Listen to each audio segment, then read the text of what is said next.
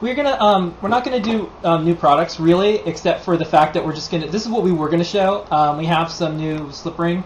Yeah, we stuff. have micro slip. You don't want me to show this really fast? Yeah, show it super fast because folks always ask. We won't be able to get questions about this. Yes, we show the overhead. Yeah. So here they are. Miniature slip ring. It's so small. You could swallow it, but it's a slip ring. Yep.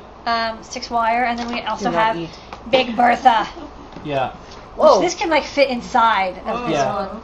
I heard you like slip rings, so you can slip ring while you slip ring. So this slip ring is a hollow bore slip ring, so you can have, something in here, and it twists around, and there's a shaft collar, so you can attach it. So this is good for like the capsule ones. You can't slip something through, so you have to design it in a way that it rotates around it.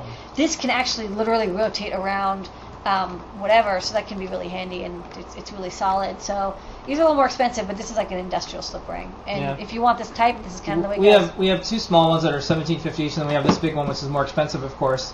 It actually cost me 10 times more, but I didn't want to charge like that much, so I made it a little shop around. If you can find a better deal, let us know. Yeah, I couldn't find anything. And then we have just these little 7-segment. I guess we don't have to show them because they're lit up. So they're 7-segment by 4 character with a little clock dot and also a little like degree dot.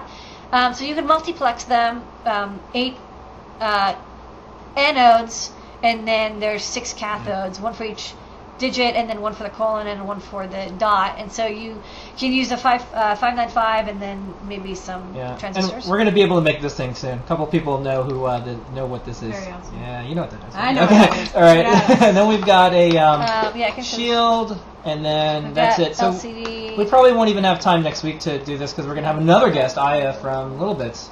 You're going to see Aya while you're here. Yes, I am. Yeah. I'm very excited. So this is the shield that we had for the RGB LCDs. It also works perfectly fine with our white and blue LCDs, which are really bright. So you can have a 5-way keypad and LCD, and it's not RGB, but it's a little less expensive. Yeah. And then we've got this awesome screen.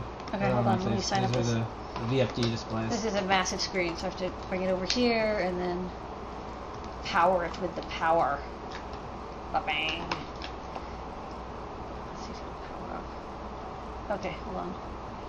So wow, it's so bright. So this is a graphical VFD display, and it's killer bright. But in person, it's actually very sharp contrast. And this is it's daylight readable and it's nighttime readable. They do use a lot of power, but it's a totally gorgeous display. It's 128 by 64 pixels, and the nice thing is it's pretty much like all ready to go. It's got a driver chip, RAM, boost converter on the back, and there's just a cable you can connect to, and it's SPI, so it only uses like 4 pins on a microcontroller, and I wrote a library for all the graphics for it, so you can load bitmaps or squares or triangles or whatever, all the standard graphic stuff. So if you want a really bright, awesome looking display, this is it. This is like the biggest and the brightest we got. Okay, so that was our really short and fast. Super fast. Yeah.